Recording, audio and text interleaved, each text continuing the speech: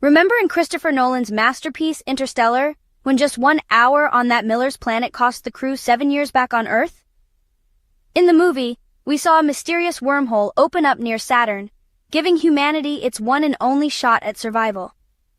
But is any of that even remotely possible? Interstellar is legendary for its commitment to real science, which just makes you wonder, where does the actual physics end and the Hollywood fiction begin? You'll be surprised at how thin that line is. From the very real, very weird nature of black holes to the tantalizing dream of shortcuts through space-time, the movie stretches physics to its absolute limits. Today, we're separating the science fact from the science fiction to see if humanity could ever really follow Cooper to the stars and what it would actually take to make it happen. The movie opens on a dying Earth. A catastrophic blight is wiping out crops, and humanity is starving and choking on dust.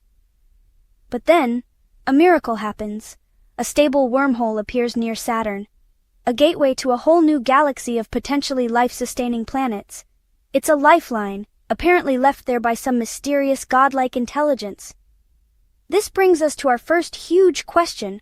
Could a wormhole like that actually exist, and could we fly a ship through it? Well, the idea isn't just sci-fi fluff. It comes straight from Albert Einstein's theory of general relativity.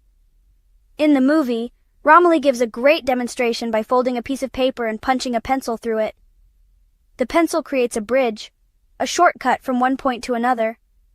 In theory, this Einstein-Rosen bridge, as it's officially known, could connect two places billions of light years apart.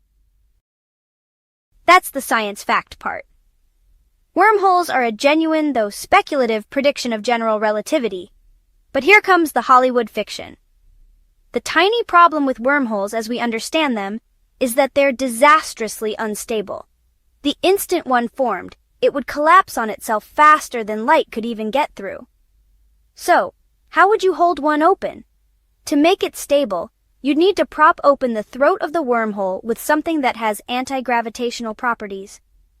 Physicists call this exotic matter, a hypothetical substance with negative energy density. In his own book named The Science of Interstellar, the film's scientific advisor and Nobel Laureate Kip Thorne explains that while the laws of physics don't forbid exotic matter, we've never seen it, and we have no clue how to create it. Thorne first dug into this idea while consulting for another sci-fi legend, Carl Sagan, for his novel Contact. Sagan needed a believable way for his hero to travel across the galaxy, and Thorne figured a wormhole held open by this theoretical stuff was the most plausible, if highly speculative, method. So could the interstellar wormhole be real? The geometry is plausible, but the engineering is pure theory. It would take a civilization so advanced it could manipulate the fabric of space-time itself. For us to build one today? Impossible. But for a hyper-advanced five-dimensional civilization like the film suggests they are, for them it might just be another Tuesday. Once they're through the wormhole, the Endurance crew faces their next, and maybe most terrifying challenge. They've found a system of planets orbiting a supermassive black hole they name Gargantua. The first stop, Miller's planet, looks promising, but it comes with an insane cost. As Romilly warns them, because of its dangerously close orbit to Gargantua's massive gravitational pull, 1 hour on the surface of Miller's planet equals 7 years back on Earth. This brings us to the movie's most famous concept, gravitational time dilation. And believe it or not, this part is 100% real. It's actually another direct result of Einstein's theory of general relativity. So, think of space-time as a stretched rubber sheet. Earth makes a little dip, a big star makes a deeper one. But a supermassive black hole like Gargantua, with the mass of 100 million suns, creates a gravitational well so profound that it warps both space and time. The stronger the gravity, the slower time ticks for you compared to someone far away. This isn't just a theory, it's actually a measurable fact. GPS satellites orbiting Earth have to constantly adjust their clocks because time moves just a tiny bit faster for them in weaker gravity. Without those corrections, your GPS would be off by miles every single day.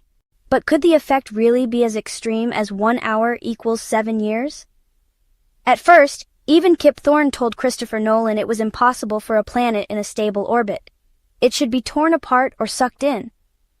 But Nolan insisted this time dilation was non-negotiable for the story's emotional heart. So Thorne hit the books, and he found a solution. If a black hole was spinning at an incredible speed, like nearly the cosmic speed limit, it would actually drag the very fabric of space-time along with it. This mind-blowing phenomenon is called frame dragging, and it could shift the innermost stable orbit, allowing a planet like Miller's to exist perilously close to the event horizon without being destroyed. At that razor's edge, the time dilation would indeed be immense. And that's what makes the science in Interstellar so brilliant. It's not just a made-up number for drama. It's a figure pulled from real physics, even if it's pushed to the absolute edge of what's plausible. And this science gives the film its devastating emotional power. When Cooper and Brand limp back from Miller's planet, they find a gray-haired Romilly who has waited 23 years for them.